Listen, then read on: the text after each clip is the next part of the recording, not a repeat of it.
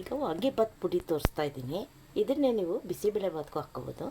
ನೀವು ಯಾವ ಅಳತೆಯಲ್ಲಿ ಒಂದು ತೊಗೋತೀರೋ ಧನಿಯಾ, ಅದರಲ್ಲಿ ಅರ್ಧ ಕಡಲೆಬೇಳೆ ಉದ್ದಿನಬೇಳೆ ತೊಗೋಬೇಕು. ನಾನು ಈ ಡಬ್ಬಿಯಲ್ಲಿ ಒಂದು ಡಬ್ಬಿ ಧನಿಯಾ ತೊಗೋತಾ ಇದ್ದೀನಿ. ದಪ್ಪ ತಳದ ಪಾತ್ರೆಯಲ್ಲಿ ಹಾಕ್ಕೊಂಡು ಹುರ್ಕೋಬೇಕು. ಕೈ ಬಿಡ್ದಂಗೆ ಹುರ್ಕೋಬೇಕು ನೀಟಾಗಿ. ಈಗ ಅರ್ಧ ಕಡಲೆಬೇಳೆ ಹುರ್ಕೋತಾ ಇದ್ದೀನಿ, ಹಾಗೆ ಅರ್ಧ ಉದ್ದಿನಬೇಳೆ ತೊಗೊಂಡಿದ್ದೀನಿ. ಉದ್ದಿನಬೇಳೆ ಹುರ್ಕೋಬೇಕು. ನೋಡಿ, ಉದ್ದಿನಬೇಳೆ, ಕಡಲೆಬೇಳೆ, ಧನಿಯಾ ಎಲ್ಲ ನೀಟಾಗಿ ಹದವಾಗಿ ಹುರ್ಕೋಬೇಕು. ಸ್ವಲ್ಪ ಕೆಂಪು ಬರೋಂಗೆ ಕೈ ಬಿಡ್ದಂಗೆ ನೀಟಾಗಿ ಹುರ್ಕೊಂಡಿದ್ದೀನಿ. ಈಗ ಧನಿಯಾ ಒಂದು ಡಬ್ಬಿ ತೊಗೊಂಡಿದ್ದೆ ನಾನು. ಈಗ ಆ ಡಬ್ಬಿಯಲ್ಲಿ 2 ಡಬ್ಬಿಯಷ್ಟು ಒಣಮೆಣ್ಸಿನ್ಕಾಯಿ ತೊಗೋಬೇಕು. ಉದ್ದಿನಬೇಳೆ, ಕಡಲೆಬೇಳೆ ಮಾತ್ರ ಅರ್ಧ ಡಬ್ಬಿ ತೊಗೋಬೇಕು. ಮೆಣಸಿನ್ಕಾಯಿ 2 ತೊಗೋಬೇಕು. 1 ಡಬ್ಬಿ ಗುಂಟೂರು ತೊಗೊಂಡಿದ್ದೀನಿ, ಇನ್ನೊಂದು ಡಬ್ಬಿ ಬ್ಯಾಡಗಿ ಮೆಣಸಿನ್ಕಾಯಿ ತೊಗೊಂಡಿದ್ದೀನಿ. 2 ಎಲ್ಲ ಎಣ್ಣೆ ಹಾಕದಂಗೆ ನೀಟಾಗಿ ಹುರ್ಕೋಬೇಕು.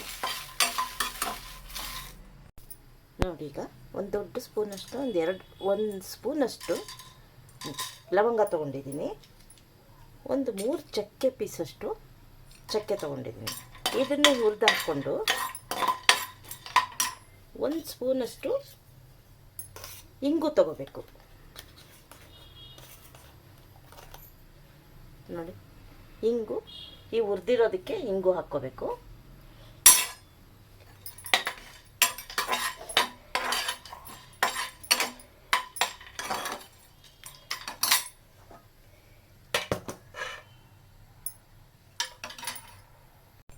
ಈಗ ಹುರಿದಿರೋದೆಲ್ಲ ತೋರಿಸ್ತಾ ಇದ್ದೀನಿ. 1 ಡಬ್ಬಿಯಷ್ಟು ಧನಿಯಾ ತೊಗೊಂಡಿದ್ದೀನಿ, ಅರ್ಧ ಉದ್ದಿನಬೇಳೆ, ಅರ್ಧ ಡಬ್ಬಿಯಷ್ಟು ಕಡಲೆಬೇಳೆ, 2 ಡಬ್ಬಿಯಷ್ಟು ಮೆಣಸಿನ್ಕಾಯಿ ತೊಗೊಂಡಿದ್ದೀನಿ, 1 ದೊಡ್ಡ ಸ್ಪೂನಷ್ಟು ಲವಂಗ ತೊಗೊಂಡಿದ್ದೀನಿ, 3 ಚಕ್ಕೆ, ಸ್ವಲ್ಪ ಇಂಗು. ಇದಿಷ್ಟನ್ನು ಪುಡಿ ಮಾಡ್ಕೋಬೇಕು. ಸ್ವಲ್ಪ ತಣ್ಣಗಾದ್ಮೇಲೆ ಪುಡಿ ಮಾಡ್ಕೋಬೇಕು. ಪುಡಿ ಆದಮೇಲೆ ತೋರಿಸ್ತೀನಿ. ಈಗ ವಾಂಗಿಬಾತ್ ಪುಡಿ ರೆಡಿ. ನೋಡಿ ಎಷ್ಟು ಚೆನ್ನಾಗಿ, ತುಂಬ ನುಣ್ಣಗೂ ಎಣ್ಣೆ ಆಡಿಸೋದು ಬೇಕಾಗಿಲ್ಲ. ಪುಡಿ ಸ್ವಲ್ಪ ತರಿ ಇದ್ದರೂ ಪರವಾಗಿಲ್ಲ. ನೋಡಿ, ವಾಂಗಿಬಾತ್ ಪುಡಿ ರೆಡಿ. ಇದು ನಾಳೆಗೆ ಇನ್ನೂ ಒಳ್ಳೆ ಕಲರ್ ಬರುತ್ತೆ.